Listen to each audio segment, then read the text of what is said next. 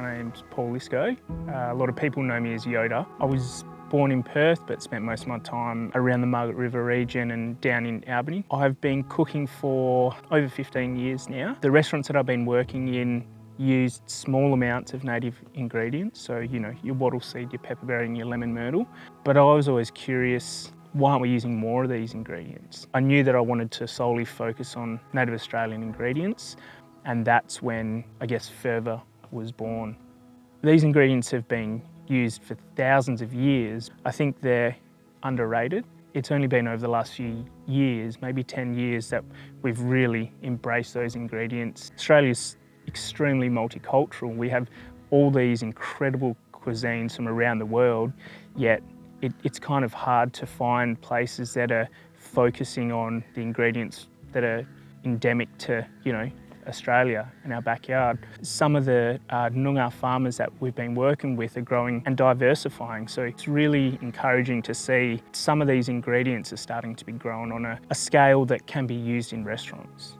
Also, the next generation of cooks, there's a lot of Indigenous youth that we cook with, and we really want to see them step up and be, the chefs of the future who really highlight these native ingredients. More and more farmers, for example, through the wheat belt, are looking at things like potentially quandong and wattle seed and some of these different grasses, which I think is a really smart way to go. And with the weather patterns going the way they are and more drought, it's something that we really need to consider.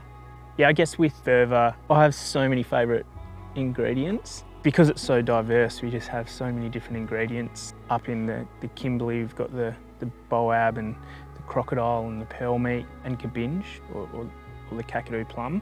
You come down this way and you've got things like the peppy, the bloodroot, the yilk and the kulyu tubers, or then out in the goldfields, the honey ants and quandong, sandalwood nut and the bush banana. Well, I believe that we should have more of these ingredients in our pantry.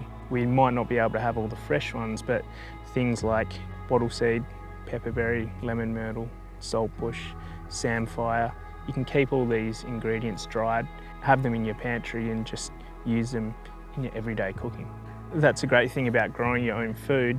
We have a little veggie garden and also a herb garden as well, but all these different kind of herbs and plants that are so easy to grow at home, you can utilise in just, your everyday cooking. We're a travelling restaurant, so we get to learn about new ingredients in parts of the country, and there's so many places that I love returning to.